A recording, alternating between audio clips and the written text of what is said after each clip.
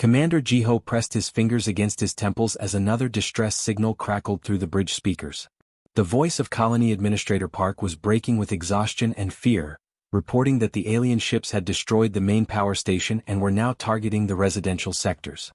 3,000 civilians down there, whispered Lieutenant Sujin, her hands trembling slightly as she adjusted the communication controls. Most of them are families with young children who came here to work in the dilithium mines. The bridge of the stealth destroyer Shadow Wine felt smaller than usual as the crew absorbed each desperate transmission from Kepler 442b. Through the viewports, they could see the distant flicker of explosions on the planet's surface, tiny sparks of destruction that represented homes, schools and hospitals being reduced to rubble. Jiho had been patrolling this sector for 8 years. He knew many of the colonists by name from supply runs and routine check-ins. Engineer Kim had showed him pictures of her twin daughters just last month. Dr. Lee had invited him to stay for dinner during his last visit to the medical center. These weren't just statistics or mission parameters, they were real people who trusted humanity's military to keep them safe. The Keth Empire dreadnought hung in orbit like a massive metal predator, easily 10 times larger than any human warship. Its weapon systems pounded the colony methodically, destroying infrastructure piece by piece rather than simply obliterating everything at once. The aliens seemed to be enjoying their work, taking time to savor the destruction they were causing. Sir, Major Hyun-woo said quietly, moving closer to his commander's chair. Fleet protocols are very clear about this situation. We cannot engage superior enemy forces without backup. Command needs at least 6 hours to organize a proper response fleet. Jiho nodded without taking his eyes off the tactical display. The Major was absolutely right, of course. Military doctrine existed for good reasons. Single ships attacking massive enemy vessels usually resulted in the quick destruction of the attacking ship and no benefit to the people they were trying to protect. It was basic strategic thinking. Another transmission came through, this one from the colony's school. Teacher Ms. Song was trying to keep her voice calm as she reported that the children were hiding in the basement shelter, but the building's structural integrity was failing. The alien bombardment was getting closer to the civilian areas with each passing minute. Lieutenant Sujin, Jiho said suddenly, "What's our current weapons status?" "All systems fully operational, sir. Plasma cannons charged, missile tubes loaded, stealth systems running at maximum efficiency." Sujin's voice carried a note of hope, as if she suspected what her commander might be thinking. The Shadow Wind was not a large ship, but it represented some of humanity's most advanced military technology. Built specifically for reconnaissance and surprise attacks, it carried enough firepower to seriously damage much larger vessels. Its stealth capabilities meant it could get close to enemy ships without being detected until the moment it chose to strike. "What about that coded emergency frequency we use for intership communication?" Jiho asked, turning to look at his communications officer. "We could send a burst transmission to any fleet vessels within 50 light-years," Sujin replied, understanding immediately what he was suggesting. "It would only take a few seconds, but it would definitely violate our radio silence orders." Major Hyun-woo stepped forward, his expression serious but not disapproving. "Sir, if we break radio silence and engage that dreadnought without authorization, Command will court-martial all of us. Our military careers will be over." Jiho stood up from his command chair and walked to the main viewport. Down on the planet's surface, another explosion bloomed orange against the dark landscape. Somewhere in that flash of destruction, people were dying. People who had trusted Earth's government when they signed up to build a new life on a distant world. "Hyun-woo," he said quietly, "how did you end up in the Deep Space Fleet?" The Major looked surprised by the question. "Sir, I wanted to protect human expansion into the galaxy. I wanted to make sure our people could explore the stars safely." "And you, Sujin? Why did you join up?" The young lieutenant straightened in her chair. "My older brother was killed in the Centauri raids 5 years ago, sir. I wanted to make sure no other families would lose someone the way we lost him." Jiho smiled grimly. Every person on his ship had joined the military for similar reasons. They believed in protecting human lives, in standing between civilians and the dangers of an often hostile galaxy. That belief was more important than regulations or career advancement or following orders that came from people sitting safely behind desks light years away. "Sujin, send that coded transmission. Tell every fleet ship within range that human civilians are under attack at Kepler 442b and request immediate assistance." Jiho returned to his command chair, his decision made. "Hyun-woo, plot an intercept course for that Keth dreadnought. Maximum stealth approach." "Sir," the Major said with a slight smile, That's a direct violation of our standing orders. I know exactly what it is, Major. Do it anyway. As the shadow wind changed course toward the enemy vessel, Jiho wondered how many other fleet commanders were receiving Sujin's message right now. He hoped some of them would make the same choice he was making. The colonists below deserved better than bureaucratic delays and proper procedures. They deserved to know that when humans called for help, other humans would answer. Captain Minho was drinking his morning coffee in the officers' mess when Lieutenant J1 burst through the doors, holding a data pad with trembling hands. The young communications officer had been monitoring the emergency frequencies during his night shift and had just decoded a priority message that changed everything. "Sir, you need to see this immediately," J1 said, his voice barely controlled. "It's from Commander Jiho on the Shadow Wind." Minho read the message once, then again, his coffee growing cold in his hands. "Human civilians under attack. Keth Empire forces. Request for immediate assistance." He looked up at the younger officer and saw his own thoughts reflected in the man's worried expression. "Call all senior staff to the bridge," Minho ordered, standing up quickly. "Right now."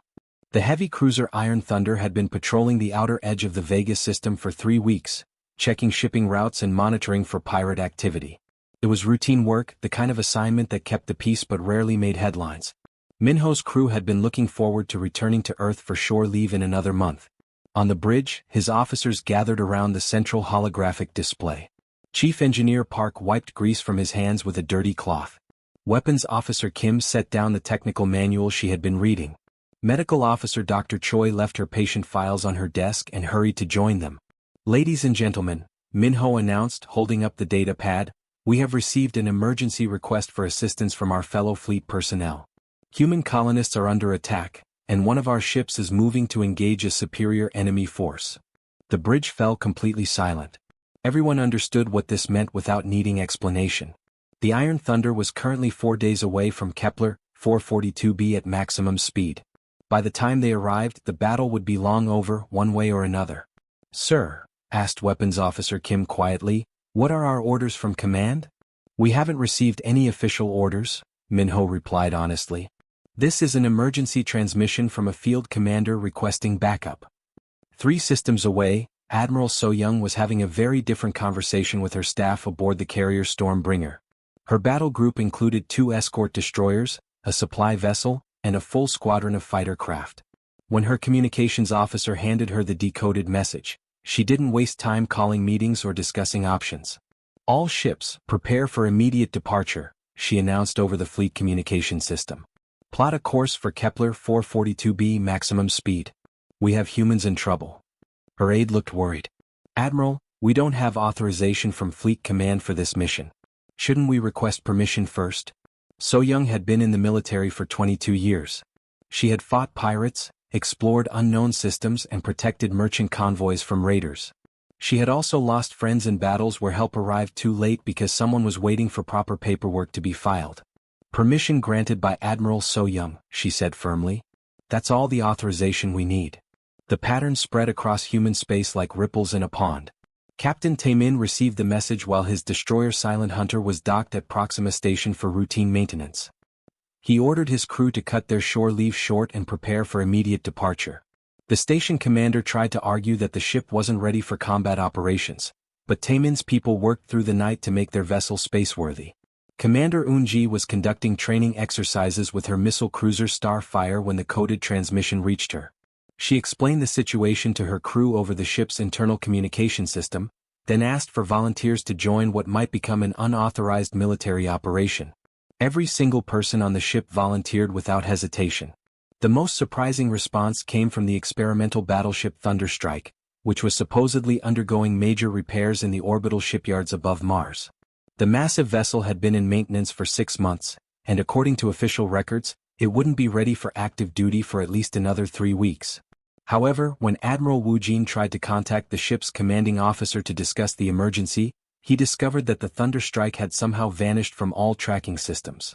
The shipyard personnel claimed they had no idea where the battleship had gone, but security footage showed the enormous vessel leaving its dock in the middle of the night with all its lights turned off.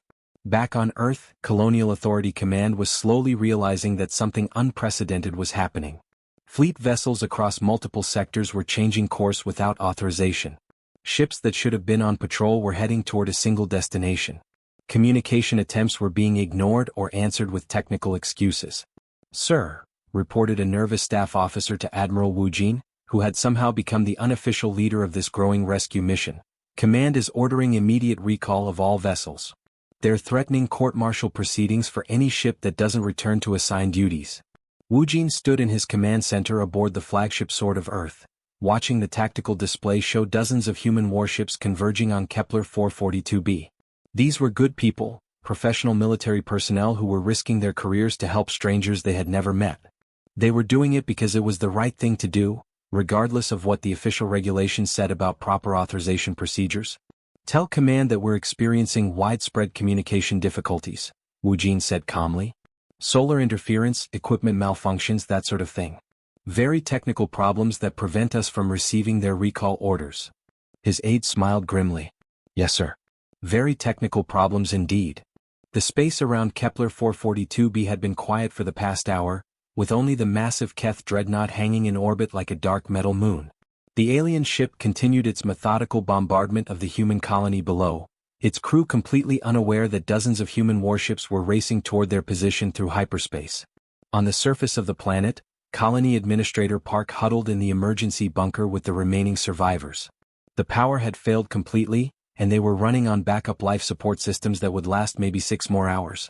Through the reinforced windows, they could see the orange glow of fires burning across what had once been their peaceful mining settlement. "Any word from the fleet?" asked Dr. Lee, who had been treating injured colonists with whatever medical supplies they could salvage from the destroyed hospital. Park shook his head sadly. "Nothing yet. But I'm sure someone heard our distress calls." High above them, the Keth commander was growing bored with the destruction. The human colony had stopped fighting back hours ago, and there was little left to destroy except empty buildings and abandoned equipment. He was considering whether to simply finish the job with orbital bombardment when his sensors officer suddenly shouted an alarm. "Commander, we have multiple contacts dropping out of hyperspace. Distance, 12,000 kilometers and closing fast." The alien looked at his tactical display in confusion. The readings showed 37 human vessels arranging themselves in what appeared to be an attack formation. This made no sense at all. According to Keth intelligence reports, humans were a weak species with only a few lightly armed patrol ships scattered across their territory. "Impossible," the Keth commander muttered. "Scan those vessels again. There must be some mistake." But there was no mistake. The human fleet had arrived exactly as Admiral Wu Jin had planned, dropping out of hyperspace in perfect coordination despite having traveled from dozens of different locations. The Sword of Earth took position at the center of the formation, surrounded by heavy cruisers, destroyers, missile boats, and even the mysterious experimental battleship Thunderstrike that wasn't supposed to exist. Commander Jiho's stealth destroyer Shadow Wind was already in position near the Keth vessel, having spent the last 2 hours carefully maneuvering into attack range without being detected. When the main fleet appeared, he activated his communication system and sent a brief status report to Admiral Wu Jin. "Target is holding steady orbit. No sign they detected our approach. Colony survivors are gathered in the main bunker complex. Recommend immediate attack before they can respond to your arrival." The Keth dreadnought was indeed an impressive sight, stretching nearly 2 kilometers from bow to stern and bristling with enough weapons to level entire cities. Its thick armor plating had protected it through countless battles against other alien civilizations. The ship's crew had become overconfident from years of easy victories against weaker opponents. "Unknown vessels," came the transmission from the alien ship, the words spoken in heavily accented standard. "You are interfering in Keth territorial expansion. This system now belongs to the Keth Empire. Withdraw immediately or face destruction." Admiral Wu Jin listened to the alien's ultimatum while studying the tactical information flowing across his command screens.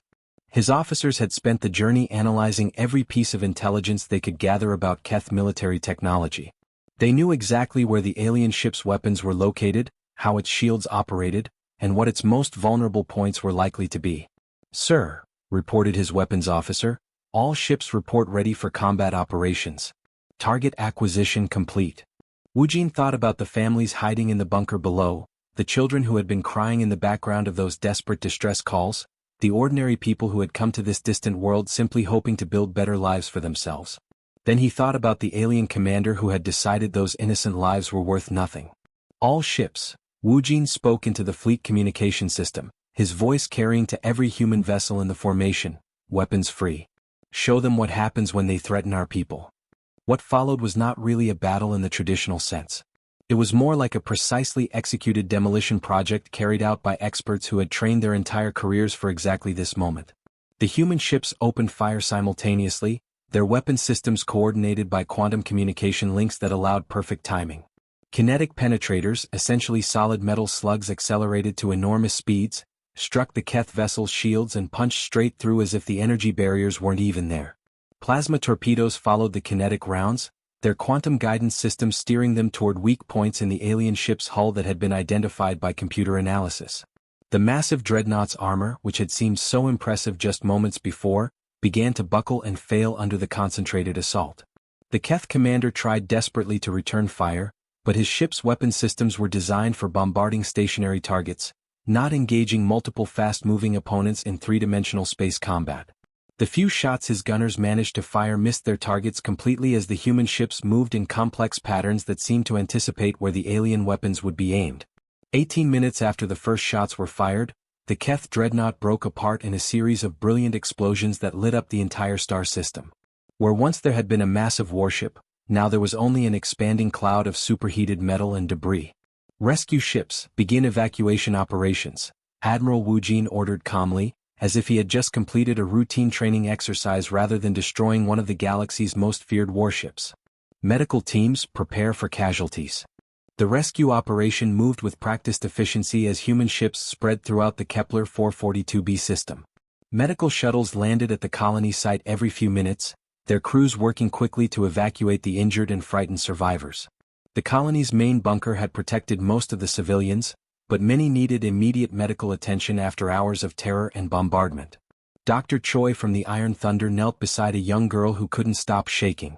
The child's mother had been killed in the first wave of attacks, and she hadn't spoken a word since the rescue teams found her. Around them, other medical personnel worked on colonists with burns, broken bones, and severe psychological trauma from watching their peaceful community being destroyed. "It's okay now," Dr. Choi whispered gently to the girl. "You're safe. The bad ships are gone and we're taking you somewhere safe." Colony Administrator Park stood on the bridge of the Sword of Earth, still unable to believe what had happened. Just hours ago, he had been certain that everyone in the colony would die. The Keth dreadnought had seemed unstoppable, a massive predator that could destroy anything it wanted without fear of consequences. "Admiral," he said to Wu Jin, "I don't know how to thank you. When we sent that distress signal, we never expected. We hoped someone would hear us, but to see your entire fleet appear like that." Wu Jin watched through the viewport as the last rescue shuttle lifted off from the planet's surface. The colony was completely destroyed, buildings reduced to rubble, the mining equipment turned into twisted metal, years of hard work erased in a single day. But the people were safe, and that was what mattered most. "You don't need to thank us," Wu Jin replied. "This is what we're here for." The debris from the Keth dreadnought continued to spread through the system, glowing chunks of metal that would burn up in the planet's atmosphere over the next several days. Some pieces were large enough that they would probably survive re-entry and crash into the empty continents where nobody lived. In a few years, the colonists might even return to rebuild their settlement, though it would never be quite the same. Commander Yun-Su had been monitoring communication frequencies throughout the rescue operation, listening to the radio chatter from dozens of different alien civilizations that maintain listening posts in this sector of space. The destruction of such a powerful Keth warship had not gone unnoticed by anyone with sensors capable of detecting energy signatures across interstellar distances. "Sir," she reported to Admiral Wu Jin, "we're receiving acknowledgement signals from over 300 listening posts across this sector. The Altair Federation, the Rigel Trade Union, the Centauri Defense League, even some independent systems I've never heard of before. Everyone's going to hear this." Wu Jin nodded slowly. He had been thinking about this moment during the entire journey to Kepler 442b. The human fleet had just demonstrated military capabilities that most alien civilizations didn't know existed. Word would spread quickly through diplomatic channels, intelligence networks, and merchant shipping routes. Within days, every major government in this part of the galaxy would know that humanity was far more dangerous than they had previously believed. The question was what to do with that knowledge. "Good," Wu Jin replied after a long moment of consideration. "Open a channel on all subspace frequencies. Maximum broadcast power." Commander Yun-Su's fingers moved quickly across her control panel, activating the fleet's most powerful communications equipment. The combined broadcast arrays of 37 warships would be able to send a signal across thousands of light years, reaching every corner of known space within hours. Channel open, sir. You're broadcasting to everyone who has the equipment to listen. Wu Jin activated the recorder and began to speak. His words were measured and careful, chosen with the knowledge that they would be analyzed by alien linguists, diplomats, military strategists, and intelligence officers across the galaxy. This is Admiral Wu Jin of the Human Deep Space Fleet. Today we received a distress call from human civilians under attack by hostile forces. We responded as we always will. The Keth vessels that threatened our people are now debris. This outcome was not negotiable. He paused for a moment, looking out through the bridge's main viewport at the stars that surrounded them. Somewhere among those distant points of light were worlds full of beings who had never given humanity much thought. They had seen humans as peaceful traders, curious explorers, or simple colonists trying to scratch out a living on frontier worlds. That perception was about to change dramatically. To any government, military force, or individual listening to this transmission, humanity protects its own. Attack our colonies, threaten our ships, harm our people, and you will face the consequences. We seek peace with all civilizations, but we will not hesitate to defend ourselves. Consider this your only warning. The transmission went out on subspace frequencies that would carry it across half the galaxy, racing through hyperspace at speeds faster than any physical object could travel. On distant worlds, alien communication specialists would record the message and rush it to their superiors. Military analysts would study the energy signatures from the destroyed Keth ship and try to understand how human weapons had penetrated shields that were supposed to be impenetrable. But most importantly, predators throughout the galaxy would learn that humans were no longer easy prey. The age of attacking human settlements without consequences had just ended forever. Commander Yun Su closed the communication channel and turned to look at her admiral. Message transmitted, sir. Every listening post in range received it clearly. Wu Jin nodded. Then our work here is done. All ships, prepare for return journey. Let's take these people home. The news spread through the galaxy faster than anyone had expected. On the distant world of Vectara Prime, intelligence analyst Zek-9 rushed into his superior's office with a data pad containing the most shocking military report he had ever compiled. The Keth dreadnought Death's Shadow, which had terrorized 17 different star systems over the past 3 years, had been completely destroyed by unknown human forces in less than 20 minutes. Sir, Zek-9 said breathlessly, we need to completely revise our assessment of human military capabilities. They're not the weak trading species we thought they were. Similar conversations were taking place across hundreds of worlds as alien governments tried to understand what had happened at Kepler 442b. The Keth Empire had been one of the most feared military powers in this sector of space. Their dreadnoughts were supposed to be nearly indestructible, protected by energy shields that could withstand anything short of a direct hit from a star destroyer. On the Keth homeworld, Emperor Crothvel paced angrily in his war room, surrounded by nervous military advisors who were trying to explain how their most powerful warship had been reduced to scrap metal by creatures they had always considered harmless. You told me humans were primitive, the Emperor roared. You said they had only a few patrol boats and merchant vessels. How did 37 warships appear from nowhere? His chief military advisor shifted uncomfortably. My lord, our intelligence reports were based on observations of human civilian activities. We had no idea they possessed a hidden military fleet. But the most dramatic changes were happening on worlds that had been conquered by the Keth Empire.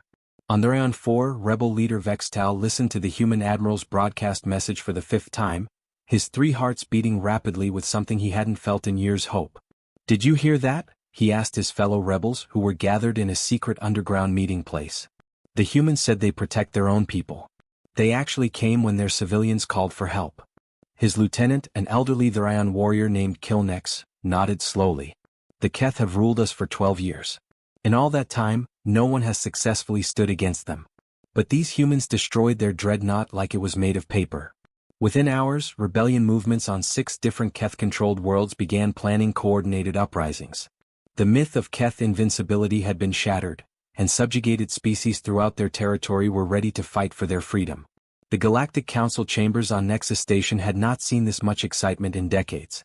Ambassador Turquin of the Altair Federation stood before the emergency assembly, holding a copy of Earth's official communication demanding immediate full membership status.